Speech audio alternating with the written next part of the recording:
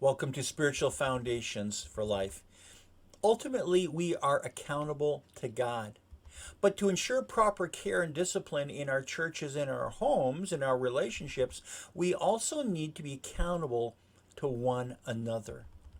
As we think about how this can happen in our situation, I want to give you four words: authority, accountability, affirmation, and acceptance. I'll say them again: authority, accountability, affirmation, and acceptance.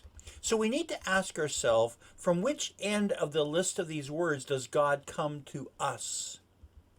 Our answer to this question will reveal what kind of parent we'll be, how we'll do ministry, what kind of friend we are.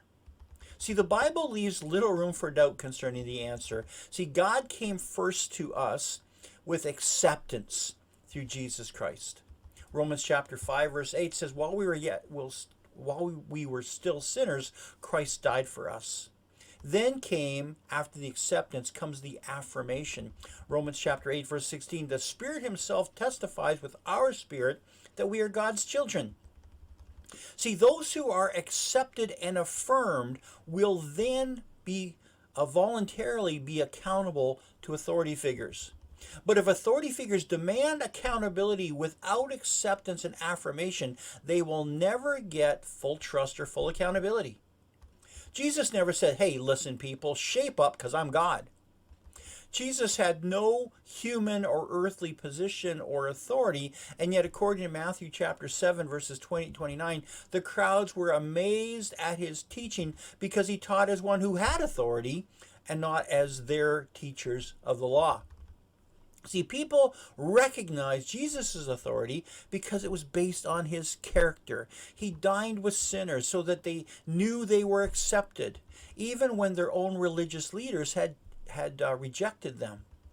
And the Gospels reveal that sinners love to be around Jesus, and that he came against the hypocritical religious leaders. He never corrected a sinner. He only came against the hypocritical religious leaders. Lesson for us, folks. Sinners who desperately need Jesus often stay away from churches because of what they perceive to be a religious hypocrisy on the part of churches and believers, and especially church leaders. Jesus followers also related to others in a spirit of love and acceptance. The Apostle Paul speaks of his manner towards the believers in 1 Thessalonians chapter 2 verses 6 and 8. Paul wrote these words, as apostles of Christ, we could have asserted our authority, but instead we were like young children among you. Just as a nursing mother cares for her children, so we cared for you. Because we loved you so much, we were delighted to share with you not only the gospel of God, but our lives as well. See, acceptance and affirmation are two of the most basic human needs that we all have. We only need to observe little children to know this. See, without any shame at all, they ask for both. They say, did I do good, Mommy? Do you like the picture I drew, Daddy? They're looking for love and acceptance and affirmation. See, and we never grow out of these basic needs. But all too often, we stop extending acceptance and affirmation to adults and to our own children as they grow older.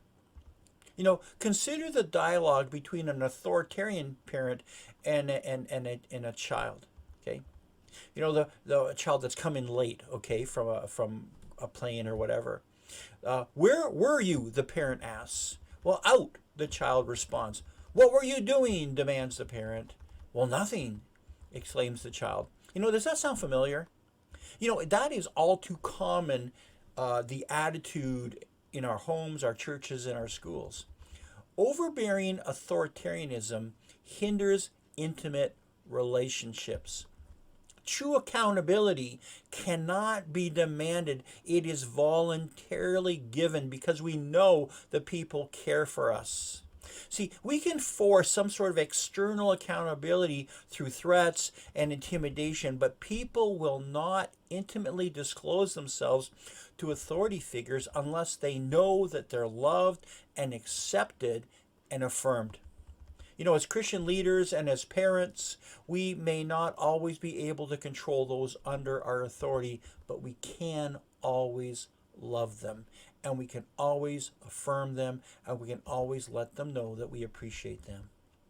Our key point today is that those who are accepted and affirmed by authority figures will voluntarily be accountable to them. Romans chapter 15, verse 7, our key verse is accept one another then just as Christ accepted you in order to bring praise to God.